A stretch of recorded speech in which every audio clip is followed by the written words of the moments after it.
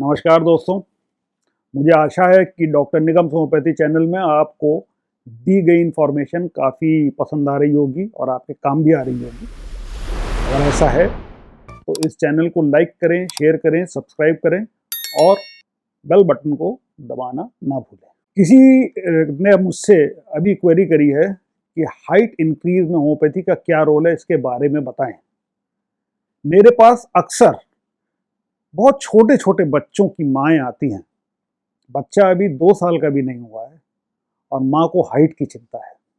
मुझे ये बहुत बचकानी बातें लगती हैं। इस ज़िंदगी में आपको हाइट की ज़्यादा ज़रूरत है या आपको स्टेचर की ज़्यादा ज़रूरत है? 2 अलग-अलग चीज़ें हैं। हाइट मतलब लंबाई। आजकल सब लोग लंबे होना चाहते हैं। ये ट्रेंड कुछ सालों से शुरू हुआ, पिछले 2-3 दशकों से, जब बच्चन साहब हिट हो गए। पहले लंबे हीरोज़ एक्सेप्ट नहीं किए जाते थे, बच्चन साहब के बाद बातें बदल गई। मगर सोसाइटी में आप अपनी हाइट से जाने जाएंगे कि अपने स्टेचर से जाने जाएंगे। स्टेचर मतलब होता है कि आपका कद सोसाइटी में कैसा है, आपने कैसे काम किए। तेंदुलकर की हाइट ज़्यादा नहीं है, काम बड़े हैं, उसका स्टेचर क्रिकेट में बड़ा है, सबसे बड़ा है शायद। मदर टेरेसा की हाइट बहुत कम थी, लेकिन उनके काम काफ़ी बड़े थे। तो ऐसा कहा भी जाता है कि all good things come in small packages. तो हाइट को लेकर के एक मीनिया होना, एक पागलपन होना और बच्चों के अंदर ये एहसास डालना कि अगर तुम लंबे नहीं हुए तो तुम कुछ नहीं कर पाओगे, ये सबसे गलत है।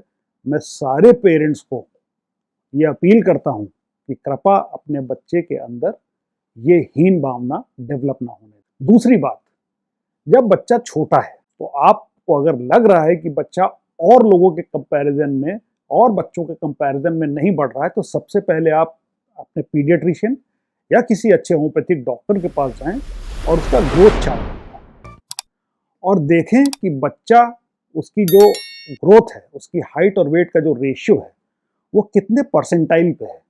क्या वो 50th परसेंटाइल जो कि एवरेज है उस पे है, या उससे नीचे या ऊपर है? तो डॉक्टर आपको सही बात बता सकता है। अगर हाइट या ग्रोथ नहीं बढ़ रही है, स्टंटेड ग्रोथ है, तो इसके कई कारण हो सकते हैं। वो कारण एक अच्छा पीडियाट्रिशियन, एक अच्छा होम्योपैथ या एक अच्छा एंडोक्रायोलॉजिस्ट सारे कारण को, जिसके कि बहुत सारे टेस्ट होते हैं, उसके थ्रू पता लगा सकता है। वो कारण पूरे कर दीजिए, हाइट में निवारण हो जाएगा। प्लस उसको हाइट के लिए कुछ एक्सरसाइजेज होती हैं, कुछ यौगिक आसन होते हैं, जैसे कि ताड़ आसन, कुछ और भी एक्सरसाइजेज होती हैं, इनको साथ में कराइए, हाइट बढ़ने लगेगी। लेकिन हाइट बढ़ना केवल एक उम्र तक होता है, उस उम्र से आगे नहीं होता है। ये उम्र कैसे डिसाइड होती है? लेफ्ट रिस्ट का अगर एक्सरे लिया जाता है तो हम लोग को उससे मालूम पड़ जाता है कि ग्रोथ, बोनी ग्रोथ एज कितनी है। और ये भी देख लेते हैं कि एपिफाइसिस और डायफाइसिस दोनों फ्यूज तो नहीं हुई है। अगर वो फ्यूज नहीं हुई हैं तो हाइट बढ़ने के चांस है। अगर वो फ्यूज हो गई हैं तो हाइट नहीं बढ़ेगी। कोई भी डॉक्टर आपको ये बता देगा। इसके लिए जो लोग जादू बेच रहे हैं कि अगर बच्चा 20 साल का हो गया, लड़की अगर 17 साल की हो गई तो उसकी हाइट हम बढ़ा देंगे, ये गलत है। जब हड्डियां फ्यूज हो गई, उनके ग्रोइंग एंड फ्यूज हो गए, हाइट नहीं बढ़ सकती। उससे पहले हाँ, होम्योपैथी में ऐसी दवाएं भी हैं जो हम लोग देते हैं जिनसे हाइट बढ़ सकती है, लेकिन तब तक जब तक कि ग्रोइंग एंड बोन्स के फ्यूज ना हुए हों।